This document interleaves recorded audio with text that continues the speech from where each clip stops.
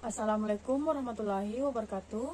Perkenalkan, nama saya Indris Ruwahini Yusri Kadang dengan NIM B.21.06.012 dan teman saya yang bernama.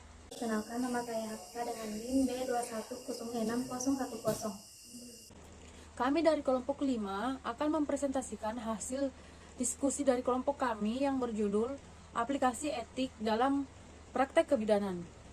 Yang saya hormati dosen pengampu mata kuliah Profesionalisme Kebidanan, yaitu Ibu Kasmayani, SST MKEP. Perlu kita ketahui perbedaan antara etik dan etika, yang dimana etik merupakan kumpulan asas atau nilai yang berkenan dengan akhlak dan juga nilai mengenai kebenaran dan juga salah, yang dianut suatu golongan atau masyarakat. Nah, yang dimana etika adalah suatu ilmu tentang apa yang baik dan juga buruk, dan tentang hak dan kewajiban moral atau akhlak.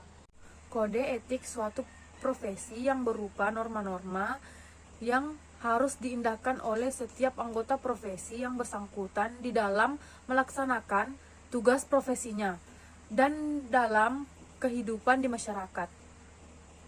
Nah, kode etik profesi merupakan suatu pernyataan tanggung jawab profesi yang diberikan tuntutan bagi anggotanya untuk melakukan praktek dalam bidang profesinya, baik yang berhubungan dengan klien, pasien, keluarga, masyarakat, teman sejawat, profesi, dan dirinya sendiri. Perlu kita ketahui tujuan kode etik.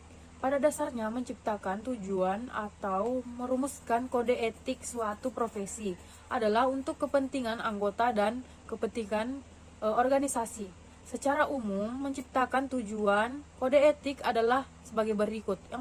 Yang pertama, untuk menjunjung tinggi martabat dan citra profesi. Yang kedua, menjaga dan memelihara kesejahteraan para profesi. Yang ketiga, untuk meningkatkan pengabdian para anggota. Yang keempat, untuk meningkatkan mutu profesi. Nah, perlu kita ketahui dimensi kode etik. Yang pertama, anggota profesi dan klien atau pasien. Yang kedua, anggota profesi dan sistem kesehatan. Yang ketiga, anggota profesi dan profesi kesehatan. Yang keempat, anggota profesi dan sesama anggota profesi. Nah, prinsip kode etik yaitu yang pertama, menghargai otonomi. Yang kedua, melakukan tindakan yang benar. Yang ketiga, mencegah tindakan yang dapat merugikan. Yang keempat, memperlakukan manusia dengan adil. Yang kelima, penjelasan dengan benar. Yang keenam, menepati janji yang telah disepakati. Yang ketujuh, menjaga kerahasiaan. Nah, perlu kita ketahui penetapan kode etik. Kode etik hanya dapat ditetapkan oleh organisasi untuk para anggotanya. Penetapan sebuah kode etik IBI atau Ikatan Bidan Indonesia harus dilakukan dalam Kongres IBI atau Ikatan Bidan.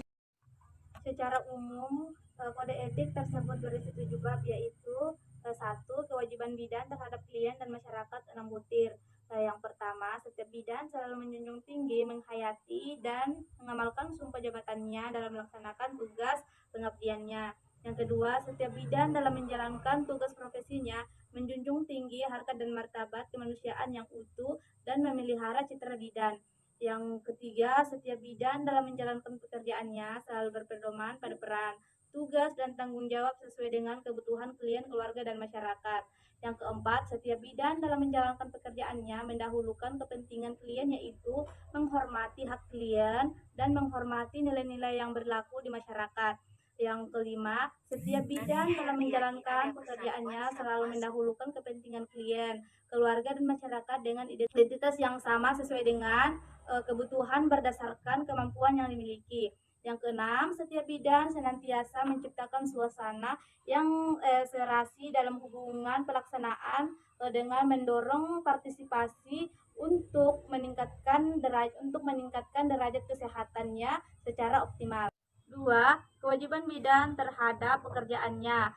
Ada 3 butir. Yang pertama, setiap bidan senantiasa memberikan pelayanan paripurna terhadap klien, keluarga, dan masyarakat sesuai dengan kemampuan profesinya yang berdasarkan kebutuhan klien, keluarga, dan masyarakat. Yang kedua, setiap bidan berhak memberikan pertolongan dan memiliki kewenangan mengambil keputusan dan pemimpinan, termasuk keputusan mengandalkan komunikasi dan rujukan. Yang ketiga, setiap bidan harus menjamin kerahasiaan keterangan yang dapat dianut dan dipercayakan kepadanya kecuali bila diminta oleh pengadilan atau menculupkan hubungan kepentingan klien. 3. Kewajiban bidan terhadap profesinya ada 3 butir. Yang pertama, setiap bidan harus menjaga nama baik dan menjunjung tinggi citra profesinya dengan menampilkan kepribadian yang tinggi dan memberikan pelayanan yang bermutu kepada masyarakat. Yang kedua, setiap bidan harus senantiasa mengembangkan dan meningkatkan kemampuan profesinya sesuai dengan perkembangan ilmu pengetahuan dan teknologi. Yang ketiga, setiap bidan senantiasa berperan serta dalam kegiatan penelitian dan kegiatan sejenis yang dapat meningkatkan isu dan citra profesinya. 4. Kewajiban bidan terhadap pemerintah, bangsa dan tanah air 2 butir. Yang pertama, setiap bidan dalam menjalankan kepemimpinan senantiasa melaksanakan ketentuan perintah dan bidang kesehatan, khususnya dalam pelayanan KIA atau KB dan kesehatan keluarga dan masyarakat. Yang kedua, setiap bidan melalui profesinya berpartisipasi dan membantu pemikirannya kepada pemerintah untuk meningkatkan mutu jangkauan pelayanan kesehatan, terutama pelayanan KIA atau KB dan kesehatan keluarga.